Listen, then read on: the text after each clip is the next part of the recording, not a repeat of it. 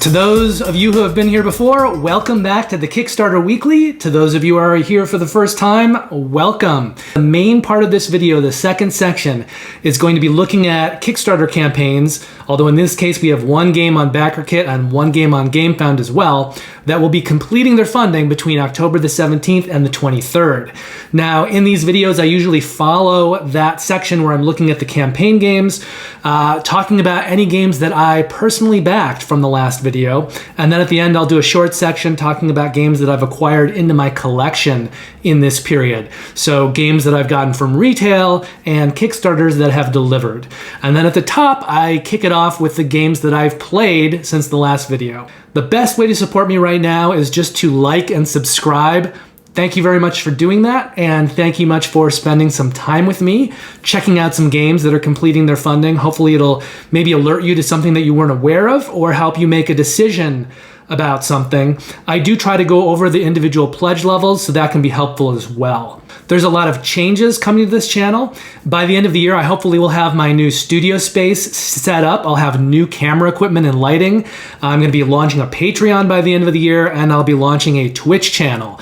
So the last section where I'm talking about games that are arriving will be particularly useful once we get to the end of the year, because I'll be doing polls with those games at my Patreon that will help me to determine which games I want to produce teach and review videos for and which games I want to stream on Twitch. Both of those things are being done with the goal of helping you guys get looks at games that you want to see, learn more about, and decide if they're games that are for you and games you'll want to acquire yourselves. Today I have 3 played games I'm going to be looking at, 5 crowdfunding campaigns, 1 game that I have personally backed from the last video, and 3 games that have arrived. So without any further ado, let's get going.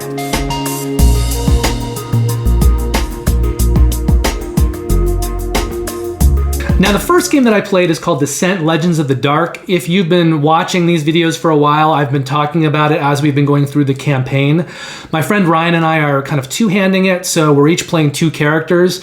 There are 6 available characters, so he's got 2 that he's kind of settled on, that he really likes, that he plays every game, and I'm playing the tank. And then the other slot that I have is sort of a revolving door, and I'll play one of the other 3 characters in a scenario. Sometimes you have to play 1 character, so if that happens to be a character that is not one of the 3 that's in a regular rotation, I'll just take on that additional character. And then otherwise, I'll vary between 1 or 2 that I like the most. One thing that we've noticed is that there is a character that's kind of a healer character, but he's not really that great at healing.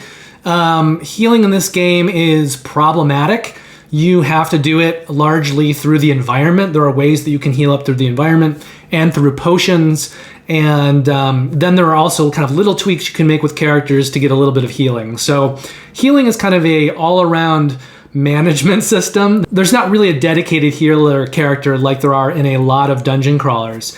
Also in a lot of dungeon crawlers, you want to keep your party together, and we've learned that that often doesn't work either. Sometimes you kind of have to split up the party. So I don't want to repeat myself too much because I've talked about this game at length in the past, and generally the conclusion that we've come to is that we really like the game, we really want to like the game, but there are a lot of inherent design flaws. There's just information that is not communicated, and even in the scenarios themselves, as you're playing and you're exploring, oftentimes you don't get a clear explanation about what you have to do. This can lead to you wandering around the dungeon too much, or just sitting there and not knowing what you're supposed to do, which often can send you to, Board Game Geek and looking up forums and trying to find out what you're supposed to do in a scenario. Now, I don't love that. It breaks the immersion.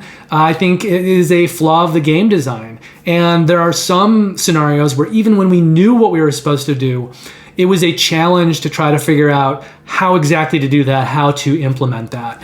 And I really feel that it is the game design that is the problem here, and that things are just not concise enough and clear enough in the way that they're designed and presented. Now, it's a shame because both of us really enjoy dungeon crawlers, and there is a lot to like in this. It's a big game. It's got kind of scenario that you build out as you play. There are lots of miniatures. The character abilities are kind of cool in the way that works. So I think on one hand, hand, we really want to be rating this game like a 9.0, but all of the flaws have brought it down into the 7s. And we are solidly sitting around like a 7.0 right now. Now, this weekend, there were even more problems. We played the first scenario. We've been doing 2 scenarios a session. So we played the first scenario and it took us 5 hours. And we do a little bit of table talk, but we're not playing slowly. We're going pretty fast. And there's only 2 people playing. So, I mean, if you had 3 or 4 people playing, I think there'd be even more coordination that you'd have to do. But the fact that we're 2 people playing, we've been consistent throughout the entire campaign. We know how the game works. We know how the mechanics work. We know in general how we're playing the characters and what each other is thinking. There's not a lot of talking that needs to be done. And we tend to go through, the cutscenes and things fairly quickly. We actually do read them. We don't just kind of skip over them. But we do go over them fairly quickly. So I feel that the time that we're spending on this is definitely not over long, and I would expect most other campaigns to take the same amount of time that we're taking or more. So the first scenario took 5 hours, and that's not atypical for the way that the game's been going, but that is on the long side. I'd say most scenarios have been taking us 3 to 5 hours, which is long. Part of the problem here too is that you could pause the game, you can kind of save the game and come back to it. But if we're only playing every couple of weeks, that would mean leaving the entire game physically set up on my table. And that's just not really an option. I use that table for other things, other games, eating, things like that. So we can't just leave it up forever. So that's an issue. We got a little food after our first scenario on Saturday, and then we started the second scenario, and we were hoping it would be a shorter one. The first scenario, the one that took 5 hours, felt like it was one of the bigger scenarios of the campaign. Like, a lot was happening in terms of the story, and we thought, oh, this is going to be like this bigger kind of epic scenario in the middle, sort of like a mini finale before the end, because we're 4 scenarios left to go after we did the 2 this weekend. So we thought the second scenario would be shorter, and that scenario ended up running us 8 hours. We'd started at noon. We ended up going until like 1 in the morning. That included like a little 45-minute break for food. So it was an 8-hour scenario, which that's ridiculous. A scenario does not need to play that long. And again, I don't think we're going overly long in terms of what we're doing. We're playing fairly quickly. So that becomes another problem with the game. Now, on top of that, when we were 7 hours into that scenario, the app glitched. There was no way to continue on, past a certain phase into the next round. So we went to Board Game Geek and we were kind of looking it up, and it seems like a lot of people have been having this problem. We did 2 things that allowed us to continue. One is that we force quit.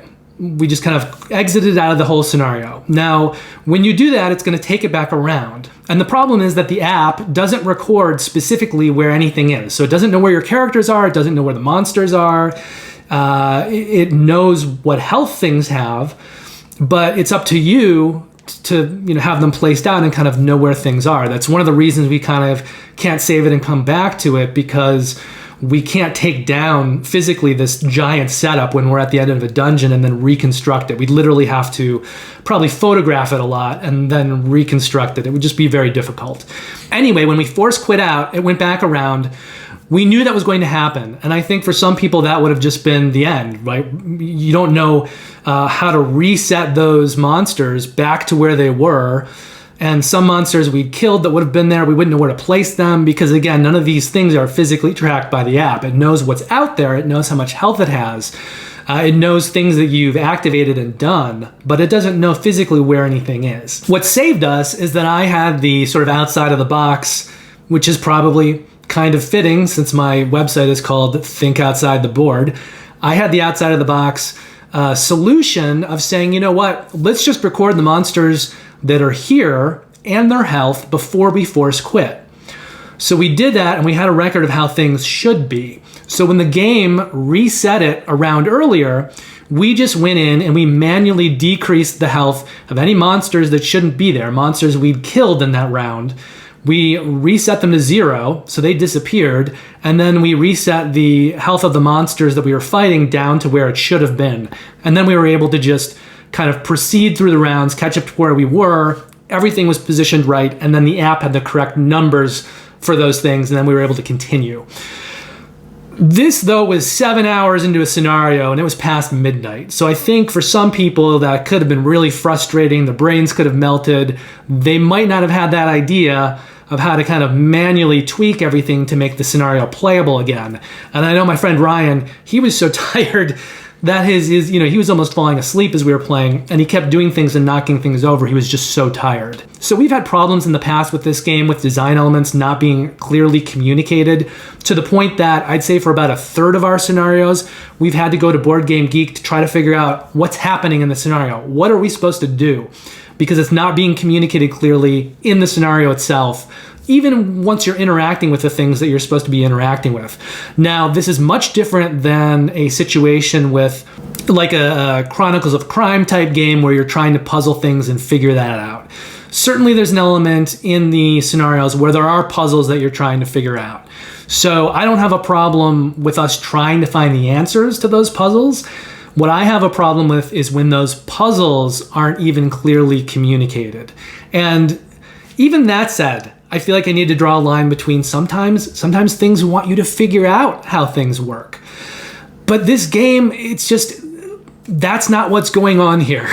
There is an element of the design and the way things that are being presented that I think is very poorly executed. And this is not a game where you can go and replay a scenario. So if you lose a scenario, you're just going on. You're going on to the next scenario. And if a third of your scenarios are not communicated clearly in terms of what's supposed to be happening, it takes a game that should be a lot of fun and is a lot of fun in so many other ways. It takes that game and just knocks down the immersion and the enjoyment several points worth. So I think if that wasn't going on, Ryan and I would probably be rating this game like a 9.5. We were having so much fun with it in some ways.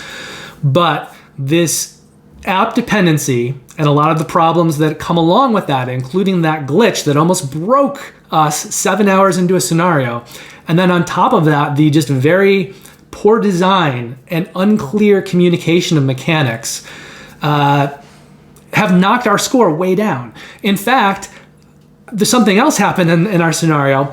There are these site tokens. You might be aware of playing with things like that in games like Mansions of Madness, where you'll click on it and it'll open up like a new space of the dungeon, or you'll get some information and things like that. There are site tokens in this scenario where when you're going over certain terrain, you're supposed to click on that site token and interact with it. And if you don't do that, you can't cross that terrain. That is a new mechanic that was just introduced like 12 scenarios in, and it's never communicated in the scenario itself. So we opted not to engage with some of these site tokens. We just thought it wasn't the right time to do it. We'll come back to that later. And so we were just going over the terrain that we weren't supposed to be crossing without having interacted with these site tokens, because they do things to make it more difficult. So we were just running around and not interacting with them. We planned to come back to them. And so, halfway through the scenario, we went to engage with one of these tokens and we realized, the information it's giving us is really confusing and unclear. What does this mean? And we sat there and talked about it for a little bit and kind of figured out what it was supposed to be doing, what it was trying to communicate. And then we realized that we were sort of in violation of the scenario because we'd been playing it improperly that entire scenario because nothing in the game told us about it. It's a huge problem. So I think I'm pretty solid in giving this game a 7.0. And for some people, that may be generous. Some people might engage with some of the things that we've been engaging with in this game, call it a broken game, and throw it across the room, or maybe just sell it off. And that's unfortunate because there's so much good in this game. There's so much coolness about just the battles and the way the characters work and some of the mechanics involving the fighting and how you manage your character and the different skills that you have and how you activate it. There's a lot of fun gameplay in this. And both of us love dungeon crawlers. So we are now, we have 4 scenarios left. We are no longer going to try to do 2 scenarios in a day after what happened this past weekend. So we're planning on doing 1 scenario a meetup from now on. That'll be 4 more meetups, and we'll play a couple of smaller games probably when we meet up as well. But it's going to take us longer to finish this than we'd expected. We'll probably not finish until December. And our plan with this one is for us to do a joint review. Once I have the whole studio up and the new equipment and things like that, I'll bring Ryan on and we'll do a review of the game together. But I imagine at that point that both of us will be talking about these kinds of issues, and they will factor heavily into both of our scores. Now, I don't know if Ryan's going to rate it lower than I did. 7.0, I think, that's going to be the rating I go with, I think. I don't think anything's going to change that score further at this point, and that's because it's already been reduced from like a 9, which is what I'd wanted to give it. And I think a 7.0, we've kind of rolled through some of the problems, I think, as best you can. Like with that scenario this weekend, with those site tokens, we just kept going. We started using the mechanics at that point. We just kept going. There's nothing else you can do. You can't finish the scenario and replay it. And, we were hours and hours and hours in. I think it was probably 6 hours in when we discovered that. So we weren't about to restart the scenario and replay it at that point. It has a lot of problems, Descent Legends of the Dark. There's a lot of good to it too. I know there's been backlash against the game for various reasons. Some of it justified based on what I've seen gameplay-wise. Some of it not justified based on people's opinions of the art, some silly opinions of the art. And there's also a lot of diversity in the game that's getting a little bit of blowback, unfairly so. So some of the criticisms of the game I think are unfair and not really justified, but then there are a lot of problems with this game too. The box says Act 1 on it, indicating that at some point they're going to release another huge cube Descent Legends of the Dark game. I don't know if that'll happen based on some of the negative feelings out there. If they do, I think they really need to go back to the drawing board and tighten up some of their design and the implementation of some of that design to make things more clearly communicated. I think for Ryan and I, we are going to be very excited to go back and start playing Descent Journeys in the Dark 2nd edition and just having a lot of fun with that. And I think that is a game I will probably look at streaming on the Twitch channel eventually when we launch that. But I think it's really good that I didn't try to stream Descent Legends of the Dark with all the problems that we've had. So we'll enjoy our time with it. When we're done, we'll close up that coffin, that box. I will sell it to somebody, and they will have their own time with it, which hopefully will be as pleasurable as possible. But it's not a game that I'm going to be hanging on to replaying or probably considering getting any future games. I'll just be going back and looking at the previous edition of the game and enjoying that version. So Descent Legends of the Dark, 2 plays this period, coming in with a score of 7.0. That may even be generous, but I am having fun with a lot of aspects of the game despite its problems. Now, last video I talked about a friend that I've been playing a bunch of games with online on Board Game Arena. She and I played 2 more games this period. One was Potion Explosion, which I've played in the past physically with Ryan, the same guy that I'm playing Descent Legends of the Dark with. And I think Potion Explosion works best physically just because it is a very tactile game. You are pulling marbles out of a dispenser. There are several rows of marbles. And whenever you pull out a color, if the 2 colors that then touch are the same color, you'll get any of those marbles into your personal inventory. Now, sometimes when you take out a chunk of those marbles, then the marbles on either side of that come together and they're the same color, so you get those marbles as well. So you can kind of have these chain explosions. It's something that's very fun in person and tactile. Now, the Board Game Arena, I think, is a pretty good implementation of it. It still works really well. It's still a fun game to play. It's a very, very fun game to play. It is a light game, so, players who want really crunchy games may not like it as much, but it is a super fun game, just a complete joy to play. Essentially, what you're doing is you're trying to collect these marbles. You have 2 potions at a time. The potions each slot different variations of different groups of colored marbles. And then you have a little decanter that holds up to 3 marbles that you can kind of carry over from one turn to the next. Now, as you fill up potions, You complete them, you will get those potions, and each one has an ability. So later on in the game, you can activate those completed potions for their abilities. Some of them are things that allow you to take more marbles out of the box and not create explosions. So you can kind of set up an explosion for later in your turn when you do your actual marble removal. Some of them allow you to do very take that type things to your opponent, like steal all the marbles from their decanter. And when those potions come up, I tend to grab those, not because I even want the abilities per se, but just because I don't want them to be used against me by my opponent.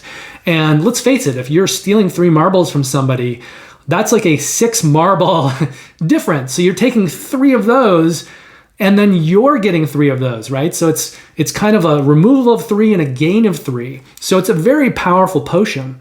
And you're trying to also collect different sets of potions. So if you get 3 of a kind of any potion, you'll get this little 2-point bonus token. And if you get 5 different potions, you'll get a 2-point bonus token. And then once those bonus tokens go away, the number that you have depends on player count, the game ends. And then whoever has the most points wins. But you'll also be scoring points for the potions that you're collecting as well. It's just such a fun game to play. It was really fun on Board Game Arena, so I don't want to necessarily knock that down.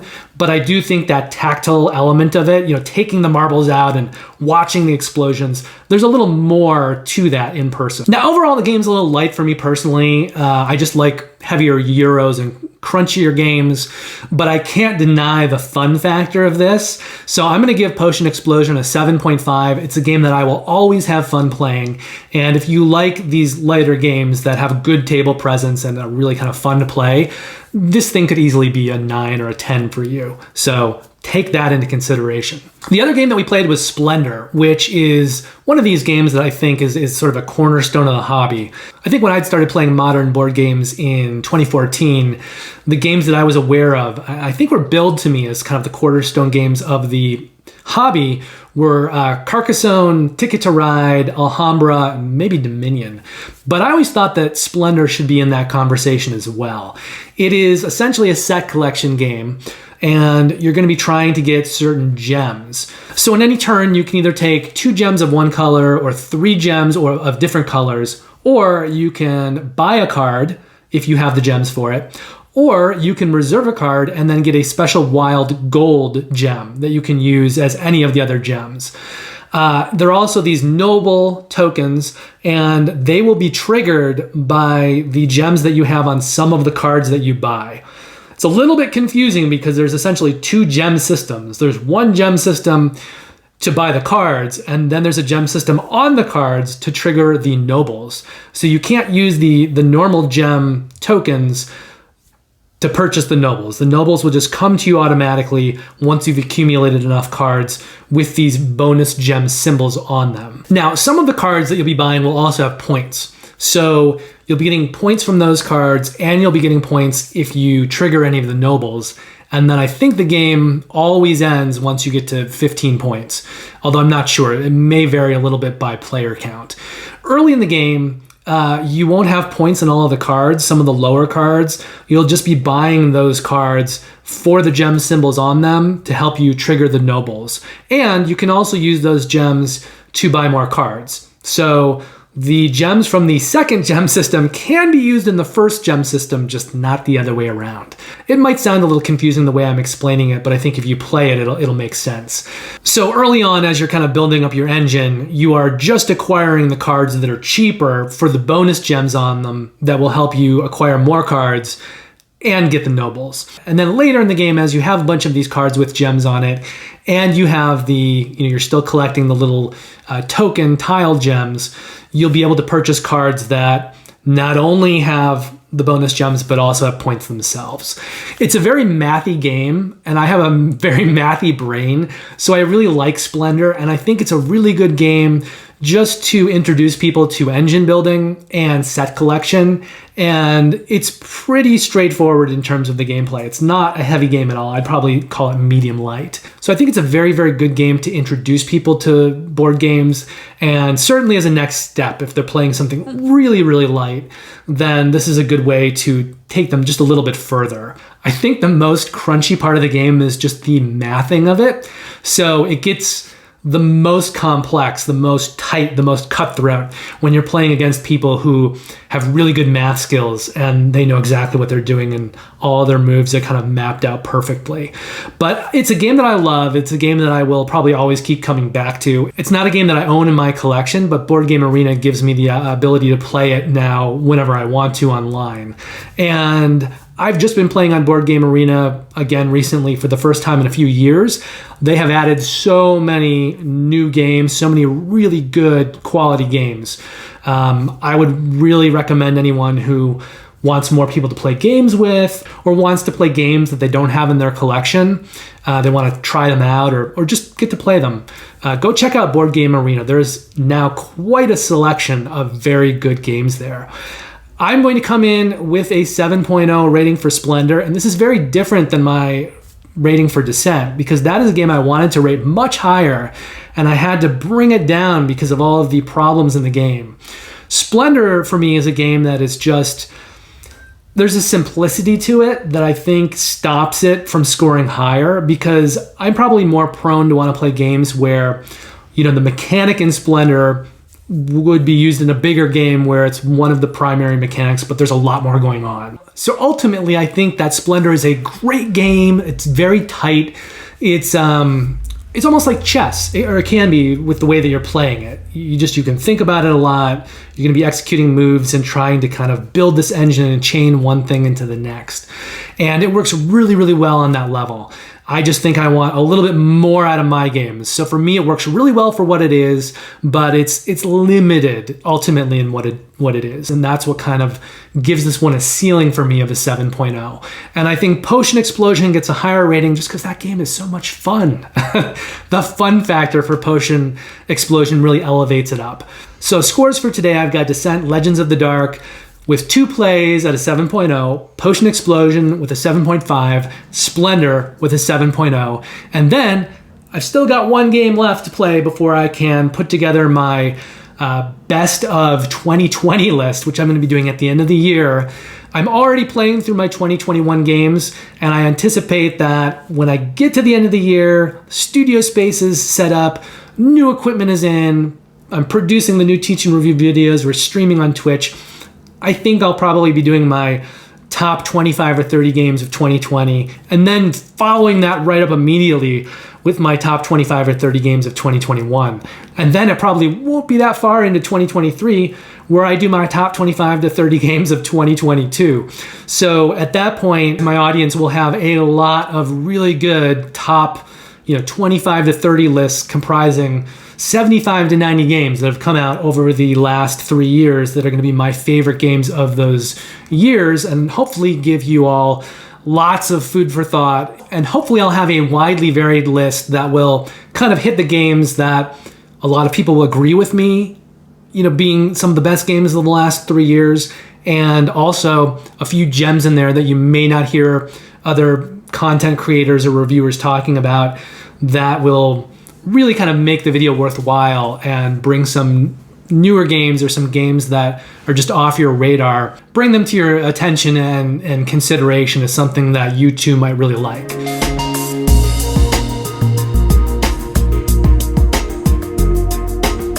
So I think I actually misspoke at the top of this video when I said that I had 5 campaigns that I was going to be looking at today. I actually have 6. The first of these is a game called Draft and Write Records. It had a minimum required funding goal of $20,000. They're currently at $35,000, which is about 1.5 times that minimum required funding goal.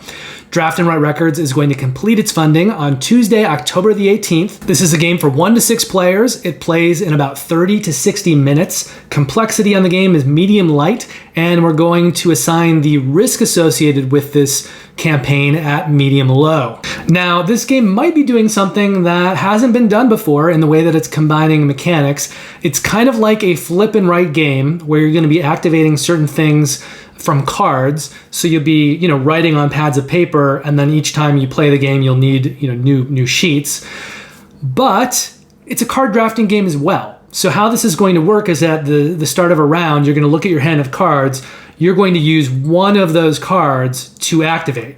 And, you'll make certain choices and actions that you're taking and how you're filling out your pads. And then you will pass the rest of your hand to the left. And so you'll get a new hand coming in, and you'll choose one of those cards, and you'll use that to activate something. So we've all played card drafting games, probably, if you play board games, and most people have played roll and write or flip and write games. But I think this is the first game that I've seen that really combines those mechanics, which makes it unique and kind of interesting to me. And I am sort of interested by the theme itself and the way that they use some of these mechanics. You'll be getting bonus tokens, and you'll be creating paths that kind of have the same colors as other things to create harmonies, because this is a game that is music themed. And all of that just feels like a really cool package to me, really well presented, some new and thoughtful and well-designed gameplay, and something that we haven't quite seen before. It's definitely a lighter game, so it's something that I think most people will be able to jump into, especially if they have played and like roll and write games or flip and write games. Two of my favorites are the Welcome To series and the Cartographer series. I know that the Railroad Ink series is also very popular. The game is designed by Bruno Maciel. It's got art by Pedro A. Roberto, and he's worked on such games as Cerebria the card game, Cerebria the Inside World, and Hare and Tortoise. It's being published by Inside Up Games, which is Connor McGoey's company, if you know of him.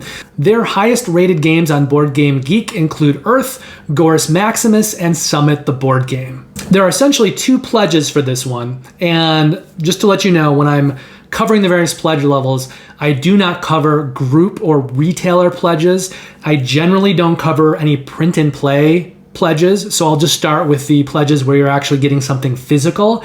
I usually don't talk about pledges where it's less than 100 copies of something. So if they only got 5 copies of something and it's a lot of money, and you're getting, vanity rewards, which are, things like, you're having a card in your likeness drawn into the game or something, I won't really cover those pledges because it's not applicable to most people. And I want to have at least 100 copies of something to cover it. So the two main pledges that we're going to be talking about, the first is $27. It's called Draft and Write Records. That's going to get you the core game, and it's going to get you 1 bonus expansion pack. So there are 2 of these bonus track expansion packs. They're just going to add kind of more cards and more stuff into the game. So that first pledge will get you the base game and 1 of those packs, the one of your choosing. If you pledge at $72, which is the all access pack, you'll get the base game, both of those bonus packs, and you'll get 6 neoprene player mats. Now, in terms of add-ons, it is $6 for one of those bonus track expansion packs. There's 2 of them. So, I would just think you pledge for the higher pledge, right? But maybe you don't want the player mats. So maybe what you want to do is just get the first pledge with the base game and the 1 track, and then add on the other track, which would cost you $6. Now for the player mats, if you buy that higher pledge, if you pledge at that 72 pledge, you're going to get 6 different player mats. There's actually 6 different designs. So when you go to, in the pledge manager, you'll be able to choose which player mats you want. You could choose 1 of each, so you'll have all different ones. Maybe you're the kind of person who wants to have 6 copies of the same one, so everybody's mats looks the same. You can do that as well. You can get the neoprene mats in the add-on section, but they don't offer 6. They offer 1, 2, 3, or 4. And that is going to cost you $13, $24, $34, or $42, depending on whether you're getting 1, 2, 3, or 4 mats. And like I said, if you want more than that, if you want 6 mats, just pledge for the $72 pledge.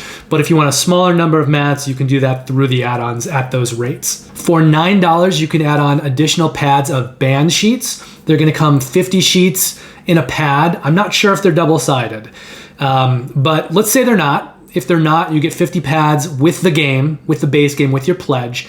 If you were playing, let's say, 4 players, then that would mean after 13 games, you'd need a new pad set. If it's double-sided, then twice that. But I imagine that getting an extra set of pads, or if you really think you're going to like this game, maybe getting a few extra sets of pads is not a bad idea. They're going to be $9 each as add-ons. You can also add on additional copies of the base game for $27. In the continental US, shipping is being estimated at $11 or $13. So it's $11 for the first pledge, $13 for the All Access Pass. And Inside Up Games is planning on delivering Draft and Write Records in June of 2023. If I didn't mention it when I was talking about Draft and Write Records, that game is on Kickstarter. Also, you can just go down into the description of my video. There's always a link to the campaign. So if any of these campaigns that I'm talking about interest you, you think you want to learn more, maybe you want to back it, go down there, click on the link. It'll just take you right over to the campaign, whether it's on Kickstarter, Backerkit, Gamefound, wherever it is. Also, you can always go down into the tabs of my videos, the bookmark tabs, and just skip ahead. If there's a particular campaign you want to look at or a particular section of the video that you want to engage with, maybe you want to only look at the played games, so you can kind of just choose those tabs. Moving on though, our next campaign is also on Kickstarter. It's called Elevenses, The Guilty Party. This one had a minimum required funding goal of $5,000. They're currently at $22,000, which is just under about 4.5 times that minimum required funding goal. Elevenses, The Guilty Party is also going to complete its funding on Tuesday, October the 18th. This is a game for 2 to 5 players that plays in about 20 to 30 minutes. Complexity on the game is light, and we're also going to set the risk associated with this campaign at medium-low. Now, Elevenses is a sort of a redesign or a re-implementation of a game that has existed previously. It was called Elevenses. I always like that when a game comes out with a later edition, because to me, usually, it means that they're taking an already fairly solid game and they're improving upon it. So there's less of an unknown factor, like when you're looking at backing something that doesn't exist at all and there's not even a rule book available. This gives me a little more confidence in what we're looking at when it's something like this. Now, this game is essentially a deduction game, although they don't list deduction on Board Game Geek, so I think we really have to call it a card game. Thematically, it's taking place at a tea party, and there's some pretty cool components that make it look like a tea party. There are these little player mats that look like china plates that you're going to be putting these suspicion cubes on, and you're going to be triggering various cards on your turn, and when you do that, it will allow you to activate certain powers. It will also allow you to place suspicion cubes out.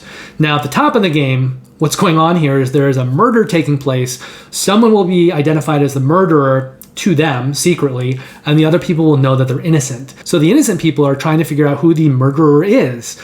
It sort of takes like a Clue type game, but puts it in a tea party setting, and it makes it a little bit more confrontational. You're not necessarily trying to figure out who did it, what they did it with, and where they did it like you do in Clue. You're just trying to figure out the guilty party. But you're using this mechanic of cube placement, which is common in like area majority games, and you're assigning these suspicion cubes, which are like sugar cubes, to players. And then by the end of the game, whoever has the most suspicion cubes will be declared the murderer. Now, it could be one of the people playing the game. It could also be sort of a dummy player, the Tea Party host, I think. Could be any of those people.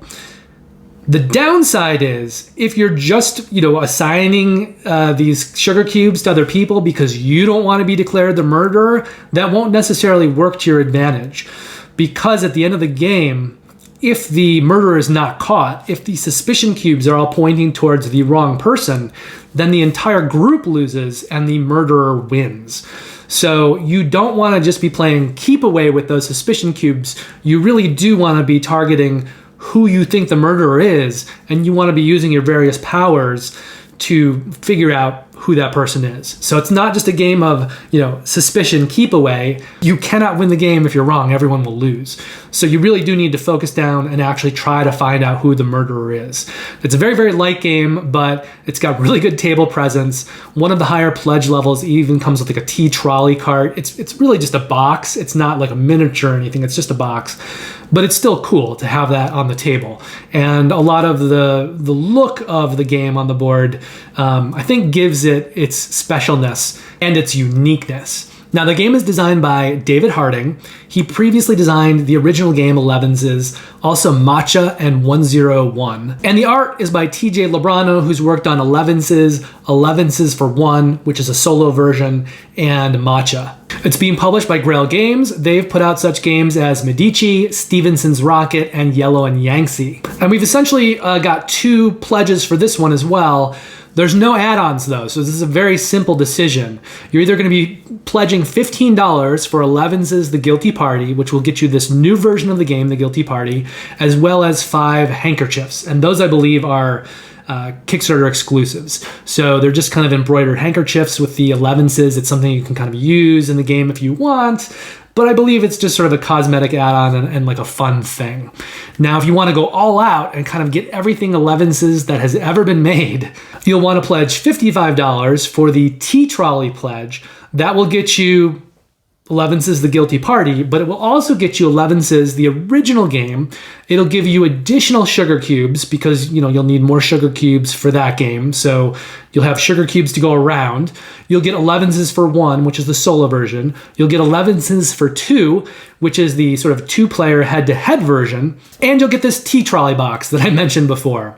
Now, in the continental US, the shipping has been estimated at $10 or $16, depending on which pledge that you're pledging for. And Grail Games plans on delivering Elevenses The Guilty Party in November of 2023.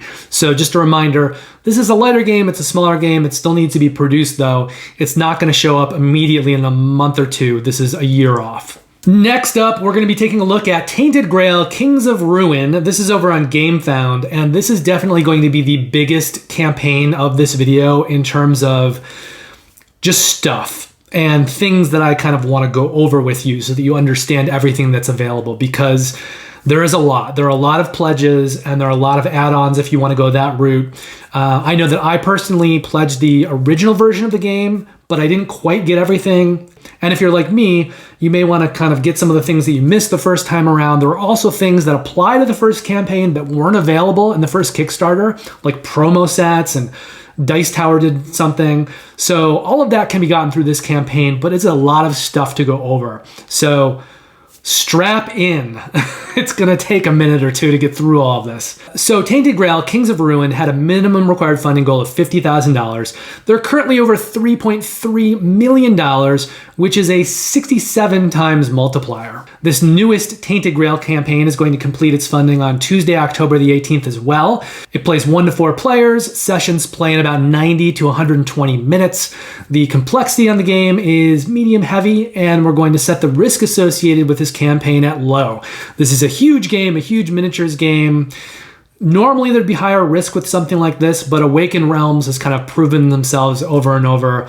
They deliver, and they do a very good job production-wise with games like this. I think probably the weakest angle of them has to do sometimes with English translations and the communication of rule sets, but we will get to this as well. In this campaign, they have a lot of updated 2.0 journals and rule books, so you can replace rule books if you want from the previous version with things that they do all kinds of things. They clean up the grammar, they clean up the rules. The game's known to be pretty grindy, so these rulebooks make it a little less grindy. They also are much more clear on the difficulty level of things, so you can kind of handle campaigns in the order that is going to work for you in terms of, the least difficult first, and you'll have a better idea just of the difficulty of things going into it.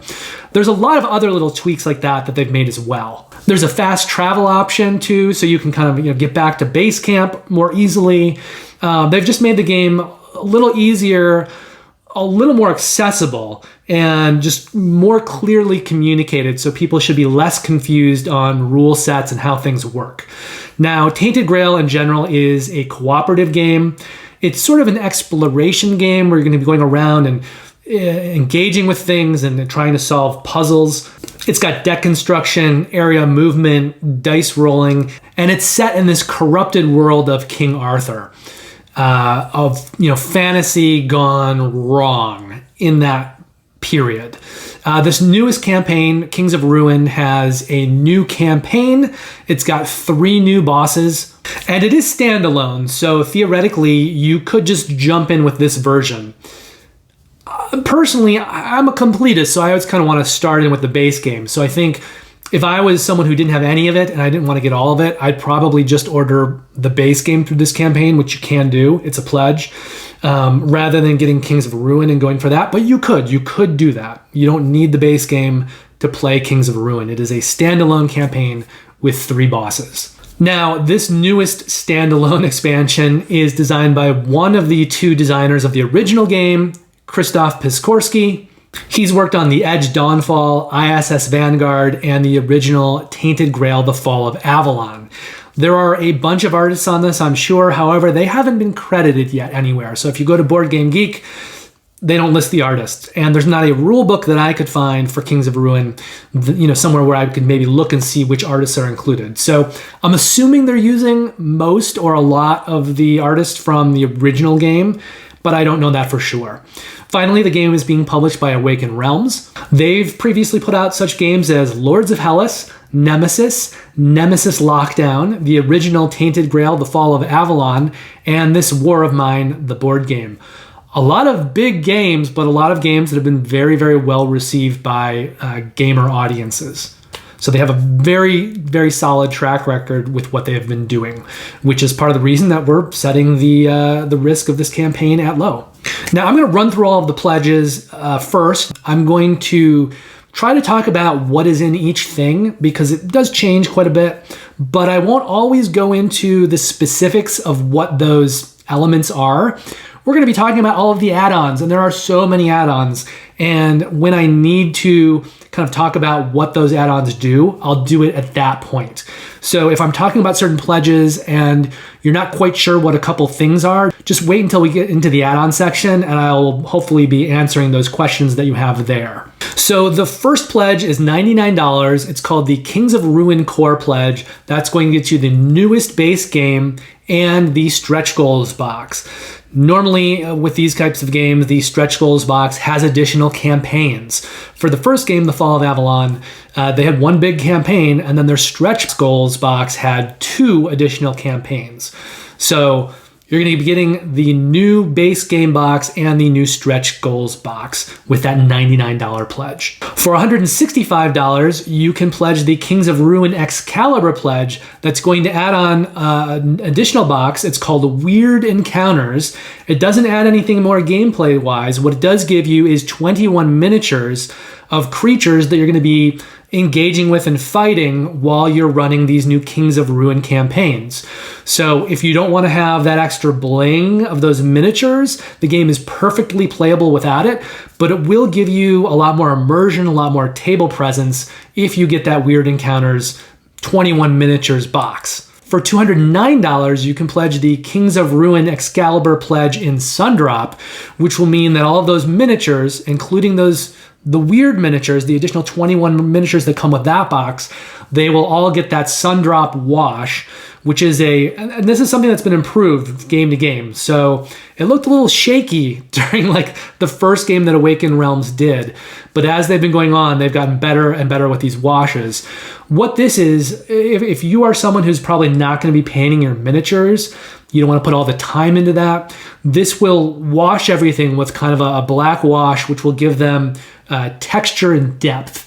And so they'll look better on your table. At least most people think so. Maybe you like just straight bland, gray miniatures. If you don't want that Sundrop wash on it, then just don't pledge for it. But it seems to be the general consensus that it gives kind of added depth and texture to the miniatures and makes them look better. Now for $119, you can pledge the Fall of Avalon Core Pledge. That's going to give you the original base game for Tainted Grail, The Fall of Avalon, and that stretch goals box, which has an additional 2 campaigns in it, the one from the original campaign.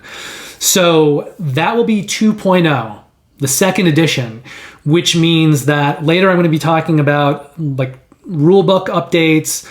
That's something that you might want to get if you have the original version of the game and you want these better rulebooks that clean up the grammar and some of the spelling and the communication of things and add in some, more forgiving modes, and they're just kind of cleaner in how they communicate everything. If you're pledging this pledge, you won't need any of those upgrades. You're going to be getting those upgraded rulebooks automatically in these second editions of the things. But this pledge will get you the original core box and the original stretch goals box from the first campaign. For $299, you can pledge Knight of Avalon. That's going to give you pretty much all of the gameplay stuff, but none of those extra miniatures boxes. So you're going to get Fall of Avalon, the stretch goals box for that. You'll get Kings of Ruin, this new campaign, the stretch goals box for that. You'll get Red Death, which is the expert campaign from the first campaign. You'll get Echoes of the Past, the Niam statue, the War Runes, Forever Autumn, the modular campsite, and the item sets promo cards. So a lot of the little extras from the first campaign, but like you won't be getting Weird Encounters, which is all of the miniatures for Kings of Ruin, and you won't be getting that Monsters of Avalon or Monsters of Avalon Past and Future, which are all of those additional miniatures for the first campaign. So this is the one where you're kind of getting all of the gameplay stuff, but you're not getting all of those extra miniatures. And you're not getting sleeves and playmats and all that kind of stuff. But if you're just trying to get all of the gameplay that you can as cheaply as you can, this is probably the way to go. From there, we're going to go back and look more at the Kings of Ruin pledges. For $339, you can pledge for the Kings of Ruin Grail pledge. This also comes with Sundrop, and it's going to come with everything that we talked about before. So the base game, the stretch goals, for Kings of Ruin, not for the original, as well as Weird Encounters, those additional 21 miniatures, but it's going to add on some more things. It's going to add on some upgraded resources, a deluxe journal and rule book, and I'm someone who doesn't always go for the journals because a lot of times if it's just an art book, it's extraneous, it looks pretty, but you may not need it for the game. This, however, is going to be, it's like a rule book, it's a scenario book. The deluxe one, though, is going to be leather bound, and it's going to have 100 more pages than just the regular rule book for Kings of Ruin. So it's going to have more artwork in it, and just going to be more engaging. It has this leather bound cover. It's going to be over 380 pages. You'll also be getting a new playmat, a playmat specifically for Kings of Ruin. There was one for the original game. You can also get that as well later in the pledges and in the add-ons, but the playmat here is specifically designed for Kings of Ruin and has that artwork on it. You'll be getting a pack of sleeves for everything new, everything in Kings of Ruin, and you'll be getting a modular campsite, and of course that will be Sundrop as well because everything in this pledge is Sundrop. The modular campsite is something that you can kind of use, when you're going to camp. It's got 3 different miniatures in it. It's also got 8 cards. 4 of them can be used in Kings of Ruin, and 4 of them can be used in the original Fall of Avalon game. Then we go to the $483 pledge called Warlord of Avalon, and this one is a little bit of a trip up because it's not going to build on all of the things that we've been talking about previously in the Kings of Ruin pledges as we've been ramping them up. This is a pledge that's going to combine some of the things from the base game and some of the things from Kings of Ruin, and it does not have Sundrop on it. So you will be getting the new Kings of Ruin core box and the stretch goals box and the additional Weird Encounters with the 21 miniatures. You'll also get the original Fall of Avalon core box along with the stretch goal box for that one. You'll be getting Red Death, which is an additional expansion that was available for that campaign. Echoes of the Past, the Niam statue, War Runes, Forever Autumn, the item set promo pack, the modular campsite, but without Sundrop, because this whole pledge level has no Sundrop, and Monsters of Avalon and the Monsters of Avalon Past and Future. Those are a whole bunch of extra miniatures that could be used in the original base game, kind of like Weird Encounters is for this one. So there are not miniatures that you need to play the game, but if you want to up your immersion and the table presence of the game and pay more money to do it, that's when you'd want those Monsters of Avalon and the Past and Future box. So that pledge will collect all of that stuff. If you have questions about some of the items in there that I didn't explain, we'll go over those in the add-on section. For $579, you can pledge Warlord of Avalon Sundrop. That is the same pledge as the one that I just talked about, except that everything will have Sundrop on it. Finally, for $819, it's called One True King with Sundrop. It's going to give you almost everything made for the game, not quite. So you'll need to kind of look through and see what's missing, but it's going to take the previous 2 pledges that we were talking about, and it's going to add on the following things. Companions, Mounted Heroes, the King Arthur figure, metal dials and coins, the Adventurer's Notebook, the Avalon playmat, the Fall of Avalon art book, and the card sleeve pack for Fall of Avalon with its stretch goals, and the card sleeve pack for Echoes of the Past, Red Death, and Monsters of Avalon. It doesn't include the card sleeve pack for Kings of Ruin. So if that's something you want, you'll need to add that on because I don't know, for whatever reason, it's just not included in that pledge. So add-ons. First up is the Weird Encounters box of miniatures. You can get that as an add-on. It's $69. If you want to get the version of it with Sundrop, it is $95 for Weird Encounters Sundrop. That is also true of those minis expansions for the first campaign. So if you want to get Monsters of Avalon, that's $69. Monsters of Avalon with Sundrop is $95. Monsters of Avalon Past and Future, $69. Monsters of Avalon Past and Future with Sundrop, $95. For $22, you can add on upgraded resources. They remind me a little bit of the Scythe realistic resources, but I believe those were kind of resin. These are going to be sculpted plastic. So a little bit cheaper to make, maybe a little bit lighter in the hand, but they definitely will look like real resources and be better than, chits or wooden resources. For $27, you can add on the new playmat for Kings of Ruin that is specific to that game with art for that game. And for $65, you can add on the Kings of Ruin sleeve pack with all of the sleeves that you'll need for the new Kings of Ruin pledge and all of its expansions. If you're doing sleeves for the first game as the add-on as well, then for $73, you can get the sleeve pack that's going to sleeve the original Fall of Avalon and the stretch goal box. And for $14, you can add on the card sleeve pack that will work with Red Death, Echoes of the Past, and Monsters of Avalon 2. While I'm talking about the miniatures packs, I should also mention they have a standees pack for $9 that basically has all of the different monsters that you would get in Monsters of Avalon and Monsters of Avalon Past and Future. So if you want to have the physical presence of those things on the table, you don't necessarily need them for gameplay, but they're cool, right? And even the standees look pretty cool. So if you don't have the money or you don't want to spend the money for all of those miniatures, you can get the standees pack for $9 as an add-on. It won't include the monsters in the newest thing, Weird Encounters, that goes with Kings of Ruin, but it will include the standees for all of the monsters in the original game, all of those Monsters of Avalon add-on miniatures. For $30, you can add on the Kings of Ruin Deluxe Journal and Art Book. I already mentioned this one. I talked about it a little bit above in one of the pledges, but this one is going to be, it's basically like a scenario book. You'll already be getting that in the pledges, but it is an upgraded version of that scenario book. It has 100 more pages, so it's going to have a lot more art. It's going to be leather bound with this nice binding. I usually don't go for art books, but I'm definitely considering this one since it's related to the scenarios and it's just going to lay out the scenarios and their information in a more expansive way with nicer art. It's functional in gameplay in a way. Like, you don't have to have it, but it does improve gameplay. It's not like an art book where you're just going to have it on your coffee table or on a shelf and you may or may not ever look at it.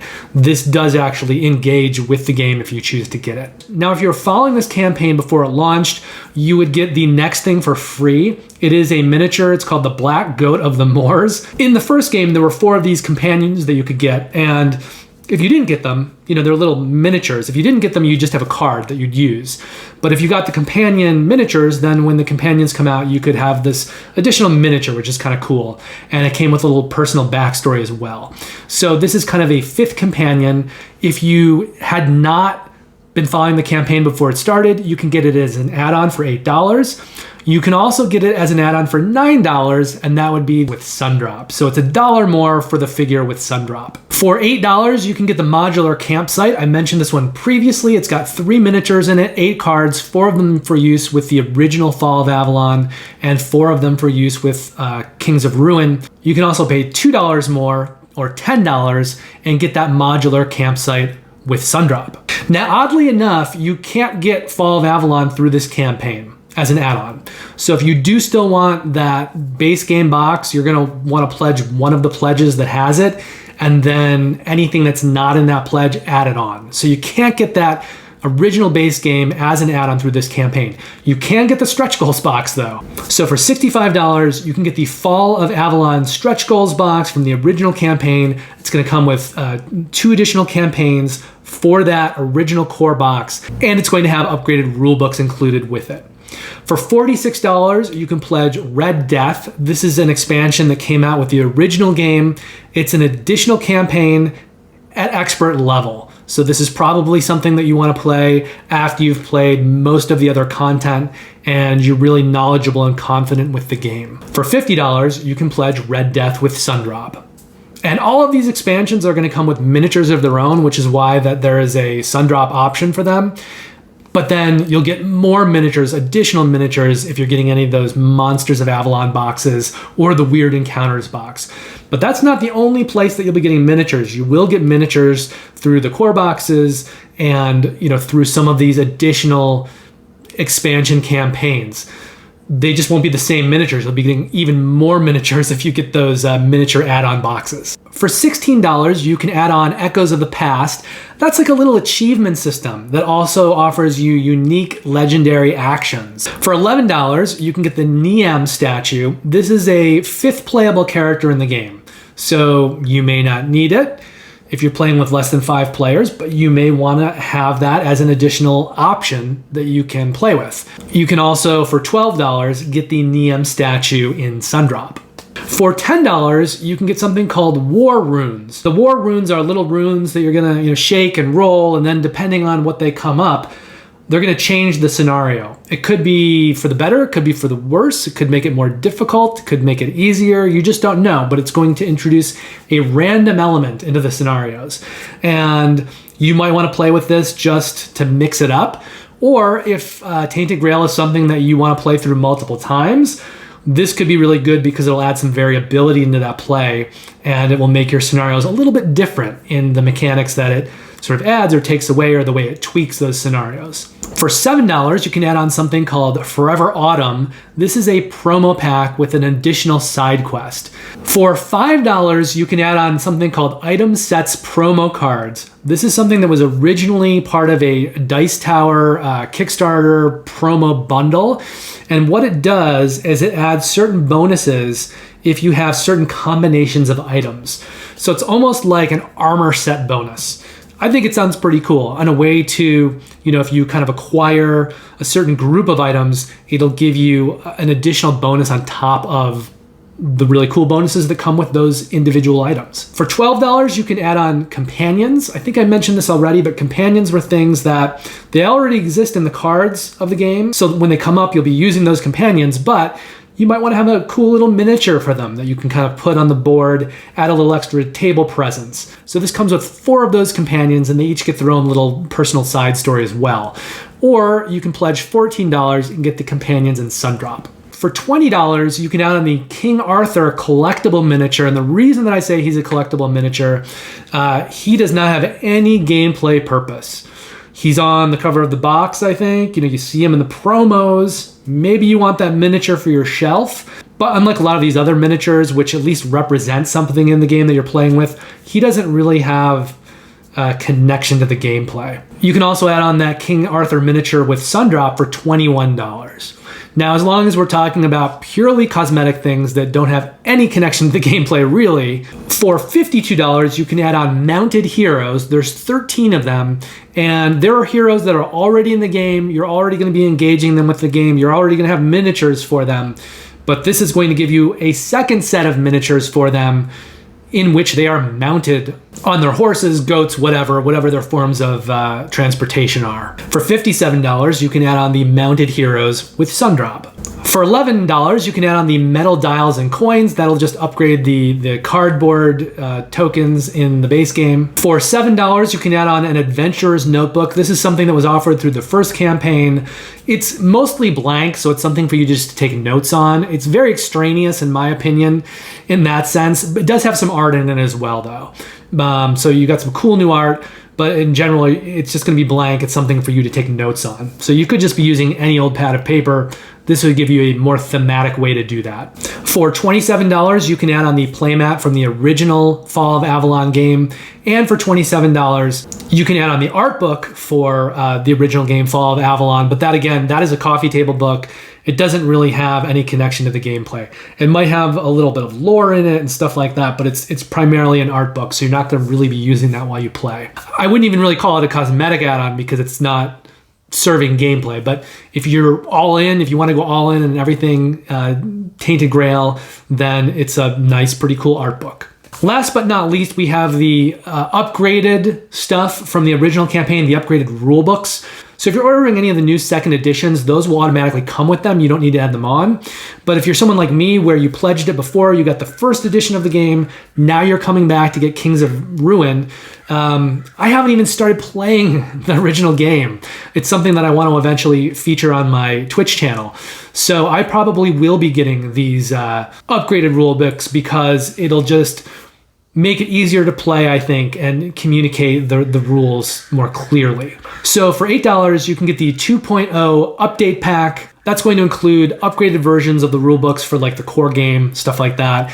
And that is going to have a rule set that makes it a little more forgiving, a little less grindy. It's going to have kind of assessments of the campaigns in terms of difficulty. So it'll be kind of clearer to the players maybe what they want to do in what order.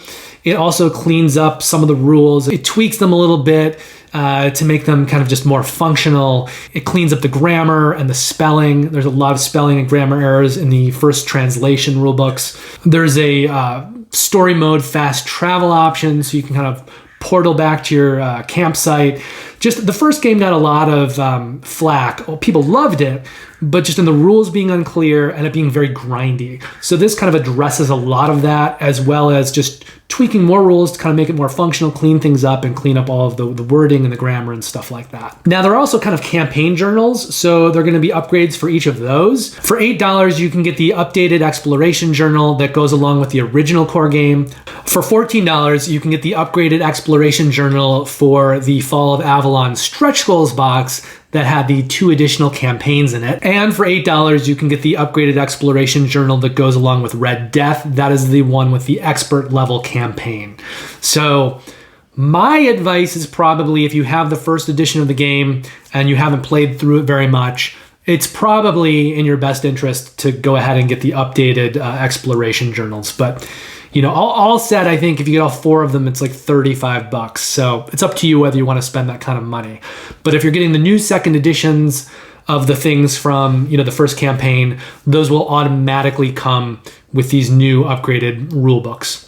So it's $23 in estimated shipping for either the Kings of Ruin core pledge or the core pledge with Sundrop. $28 for the Kings of Ruin Excalibur pledge with Sundrop. That's the pledge of the $209. $33 in estimated shipping for that pledge for the core Fall of Avalon and stretch goals. So that pledge was only $119. It was a little bit less than the pledge I mentioned before it, but the shipping is still going to be more because there's more stuff in that pledge. It's just a cheaper pledge level because it's after the fact. They're trying to move more copies of the base game, I think. So you're getting a good deal on the pledge for that base game with the stretch goals box, but you still have to pay the shipping for all of that weight. The King of Ruin Grail pledge with Sundrop, which is the $339 pledge, is going to have an estimated shipping cost of $37. The Knight of Avalon pledge, that's the $299 one, has an estimated shipping cost of $39. The Warlord of Avalon and Warlord of Avalon pledge with Sundrop on it has an estimated shipping price of $49. And then that huge One True King pledge, the big $800 plus pledge, that has an estimated shipping cost of $64. And then finally, Awakened Realms is planning on delivering Tainted Grail Kings of Ruin in December of 2023. So again, that's a year off. That shouldn't be any surprise with a huge game like this with all these miniatures, but it's not going to be coming to you at the end of this year. It's going to be the end of next year. From there, we leave Gamefound to go back to Kickstarter for Age of Comics: The Golden Years. This one had a minimum required funding goal of $24.5 thousand.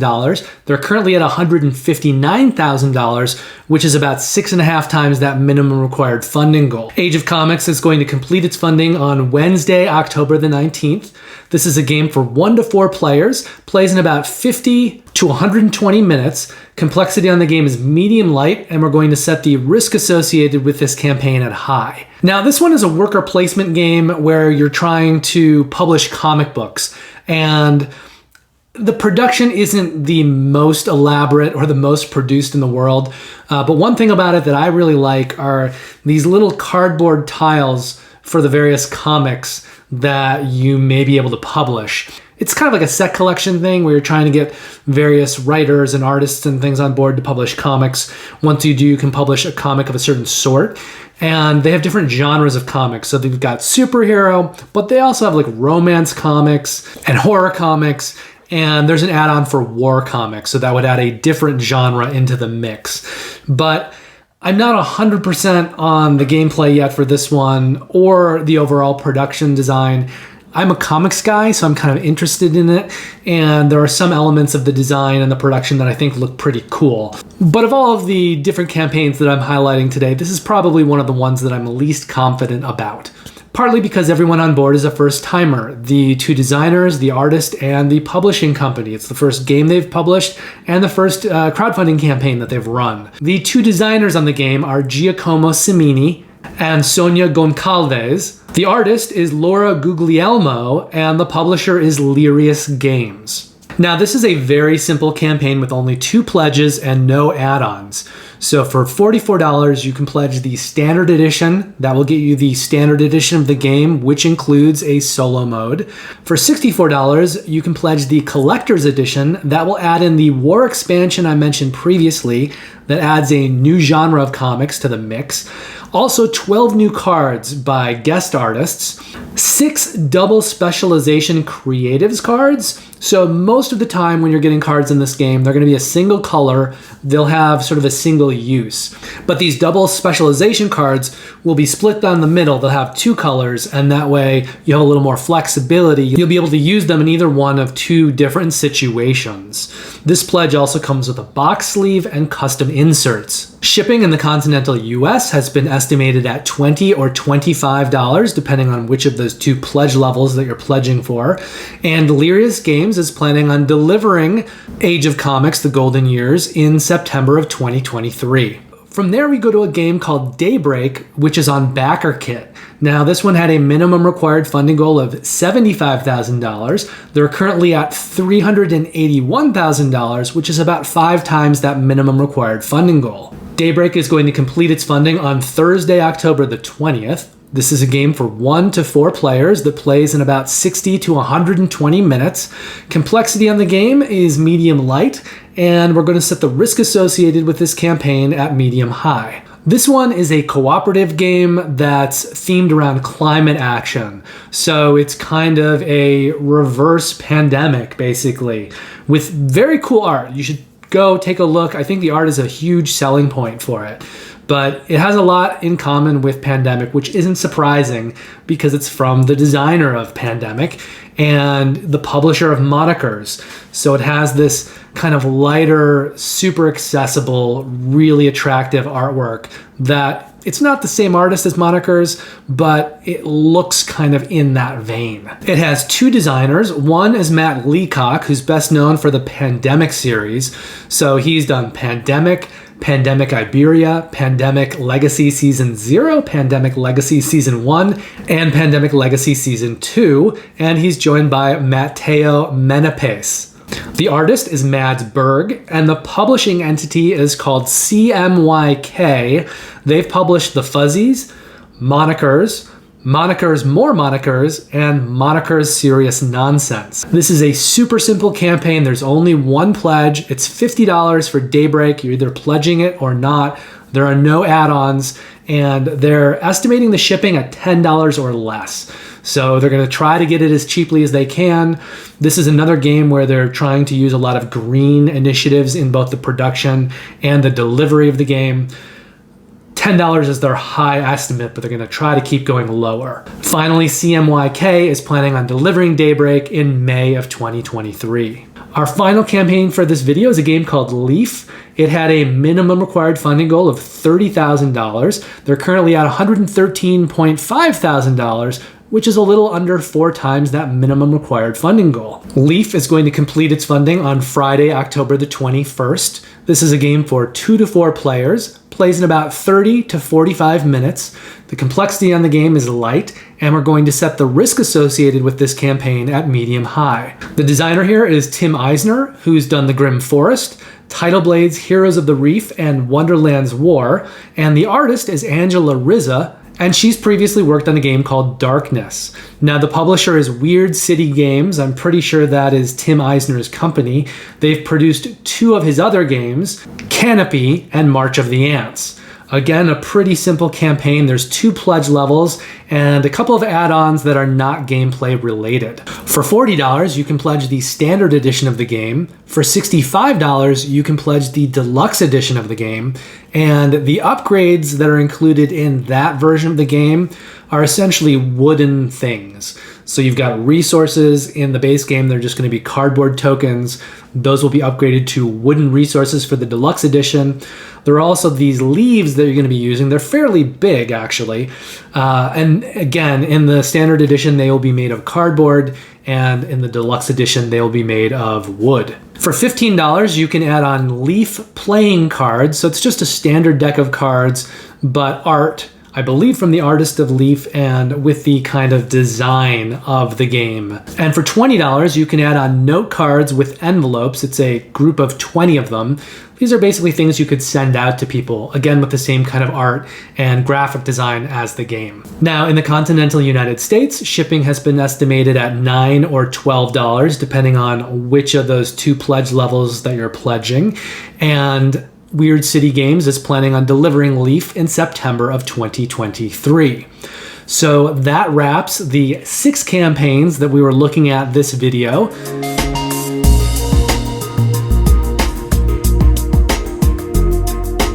I would like to quickly mention the one game that I pledged from last week's video, which was Fateforge Chronicles of Kaan.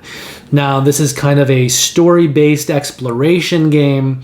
Sort of a dungeon crawler, but I think it's more focused on the exploration and how you activate the characters. And I really like Mighty Boards, which is the company that produced that game. I have many of their other games, including the Vengeance Roll and Write and Petrichor and Posthuman Saga. And it's designed, Fateforge, by Gordon Kaleha, who also did Posthuman and Posthuman Saga. So if you like his work, you probably will like Fateforge. And I'm always up for story-based, kind of exploration-themed or dungeon crawlers. And again, that is a game that I hope to eventually feature on the Twitch channel, because I just think those are perfect kind of games for people to engage with as watchers, as audience members. And because there's a story to it, there's kind of an adventure that's happening. You're not just watching like a Euro or, a strategy game, which can be fun in their own right, but I think it adds another element when you're watching someone trying to complete a story, and you can become invested in that as well. That's one of the reasons why a lot of the games I want to eventually feature on the Twitch channel are dungeon crawlers and story games, and so I definitely am backing those a little bit more than normal with an eye towards featuring them on that channel.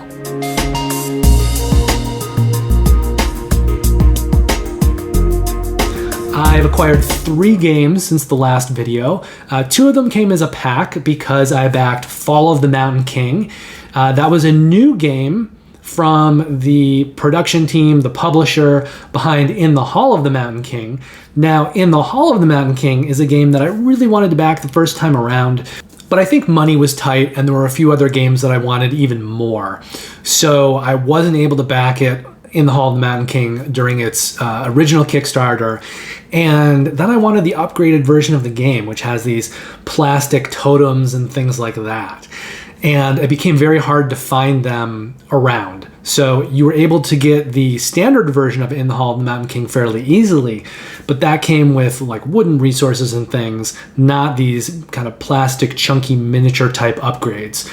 Those were available as like add-on packs, but they became very hard to find, and they, I think, were generally sold out through the publisher. But they did a new printing of it when they did the sequel game, Fall of the Mountain King.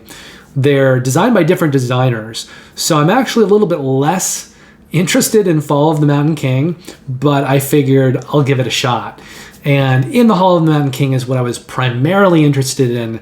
That features a really compelling system of cards that become stacked in this pyramid. So it grows outward the more you play.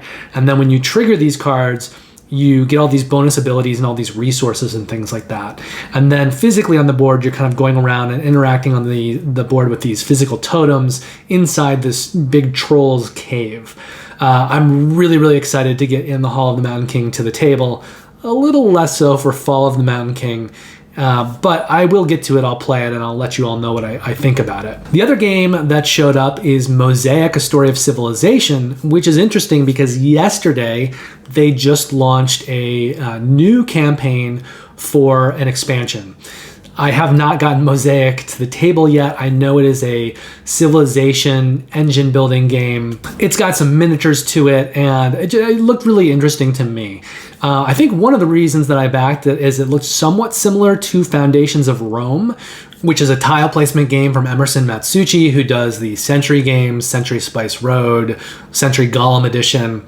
And he made this big, sprawling tile placement game where the tiles were actually these miniatures, and you could even, I think, get them washed with like Sundrop, much like Tainted Grail. But the thing for me is Foundations of Rome was a hugely expensive game because of all these miniatures, because all of the buildings that you're building on that were all these minis.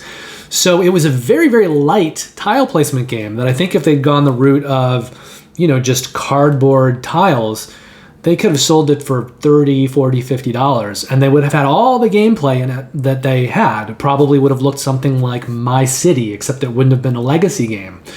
But they produced it on this huge scale, and the first time around, Foundations of Rome just didn't feel like something that I wanted to back and pay hundreds of dollars for this super overproduced, very high-priced tile-laying game.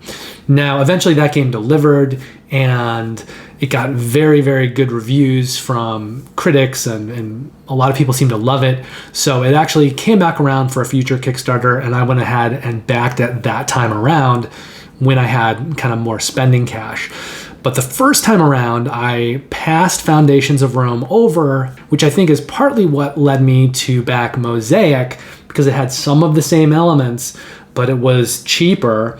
And it was also a more complex, crunchier game. But all three of those are games that I really would like to get to the table soon. Hopefully I can make that happen, and then I can come back, share my experiences with you and my initial scores. So that wraps the video for the week. Thank you very much for spending some time with me.